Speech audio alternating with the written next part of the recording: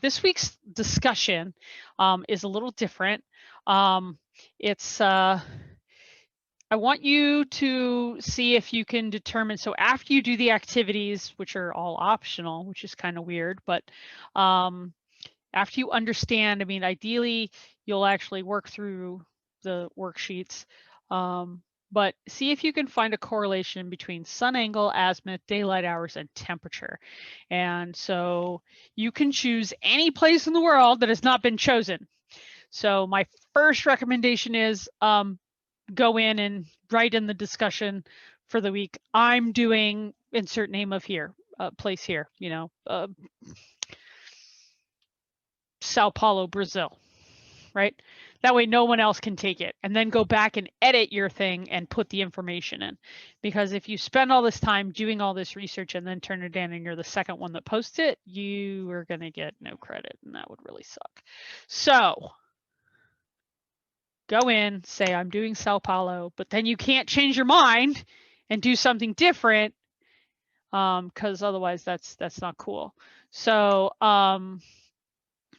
and I put that in, it says, you know, honestly, if I were you, I'd write my location below as a reply to the post and then go back and edit it once you've done your research. So ideally, you're going to find a place in the world and you're going to identify the name of the place, Sao Paulo, Brazil, and then you're going to figure out the latitude and longitude of your location. And so you're going to create like a little report about this place, and it's mostly charts and graphs. So then you're going to find the mean, high and low temperatures for your site for each month of the year. Like what is the average high and low for January, and then February and March, April, May, and just put that in a chart. So it'll up at the top, it'll say January, February, March, April, May, and then it'll have the high temperature and the low temperature. Create a table. Sorry, not a chart. I should call it a table. Right. Then you're going to create a line graph. You can either do it by hand, or you can use Excel or Google Sheets or whatever makes graphs in the Google world. I'm sure there is one. So you'd use red for the monthly highs and blue, same chart. So same graph, line graph. One's red, one line's blue, one line's red. So that's the first. And then you're going to find seasonal data. So you can either find it by Google, or you can actually, after you've done the labs, calculate it yourself, because you'll know how to do it for the beginnings of the 4 seasons. So you're going to have 4 different dates. So March 20th, June 20th, September 20th, December 20th, and create a table for all the variables you collected. So again, another table. So far we're at the name and the exact location, a table for the high and low with a graph, and then a table with the following information, which is the changes in the length of the daylight hours. So for example, you could say, you know, how many hours of daylight is there in Sao Paulo, Brazil on March 20th? And it better say 12 because it's the equinox. And then same thing with the length of darkness. Obviously, it's going to be the difference between the number of daylight hours and the name of dark. And then the maximum and minimum daily sun angles. So what is the height at solar noon, which you can calculate yourself if you need to. And then the compass azimuth, where is the sun at? What is the position of the sun? Which again, using the information, you can calculate that yourself. Then you're going to create a chart or a graph that shows the information. You're probably going to need more than one. I'm leaving this up to you because I want you to think about it. But the idea is to figure out if there's a correlation between sun angle, azimuth, which is how high the sun gets, or I mean, where the sun's at, how many hours of daylight, and the temperature.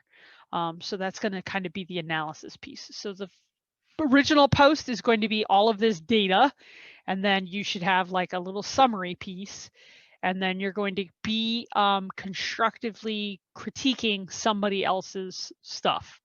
Okay, so you don't have to do 2 reply posts this week. It's only 1, and it's a constructive critique of what their analysis is of their data. So you're going to have a data post.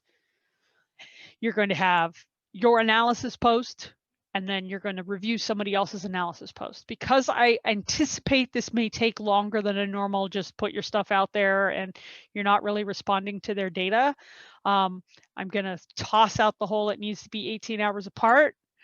But you need to only post to somebody who hasn't been critiqued yet. So ideally, you'll post your stuff, then they'll post their stuff and critique you because you're the first person who posted, and so there'll always be someone to critique. If you run into a situation where there is no one to critique and you have absolutely no time except for the 3 minutes that you're online that day, send me an email and I will email you back my solution. Do not send that at 11:57 on Tuesday night, because I might reply, but I may not get it in time.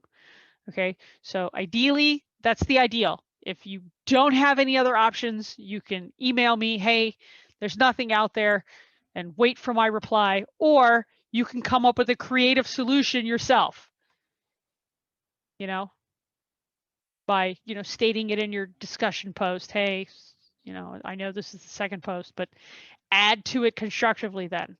But ideally, each person would get a reply to their critique, except for whoever posts last, because if you post last and everybody's already put their stuff up, then there's no one for you to reply to.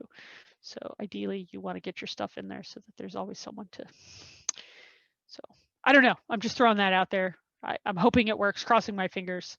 But it may not work, that you can each critique somebody different, but try your best. You know, so let me just say it that way. Go in on the day you're critiquing, and if it's the only day you have to do a response post, I get it.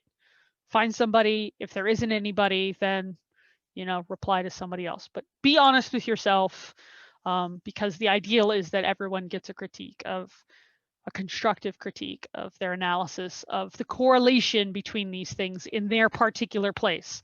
And some places are going to have a stronger correlation than others. And so hopefully that all makes sense. So you're picking any place in the world. You probably want to pick a place that humans, you know, spend time in, because then we have measurements that we can actually, you know, tap into. Yes, you can do the South Pole. Yes, you can do the North Pole, because humans have been there. We have data collecting instruments that can give you this information, right? But if you pick some remote place that people don't visit often, then yes, such as that. I'm not going to say it out loud, but yes, Caitlin, that is a good place. But I don't want to tell anybody what the place is that you chose in case you want to choose that place. So yeah, any place in the world, you know, Mobile, Alabama, if you're interested in that, you know, Sao Paulo, Brazil, whatever, Panama City, Panama. But, you know, try and make it interesting for yourself, because then you're going to be more excited about finding out if there's anything. Barrow, Alaska, you know, North Pole, Alaska, which isn't actually in the North Pole. It's just a city in Alaska. So, all right, so that's your discussion for this week. So you're doing your data post and your analysis, and it can be in the same one, but and then you're going to do a, you know, constructive critique of what somebody else did. So, you know, hey, I like what you did here, but I think it would have been more clear if you would have seen this, or hey, you know, what I noticed is this.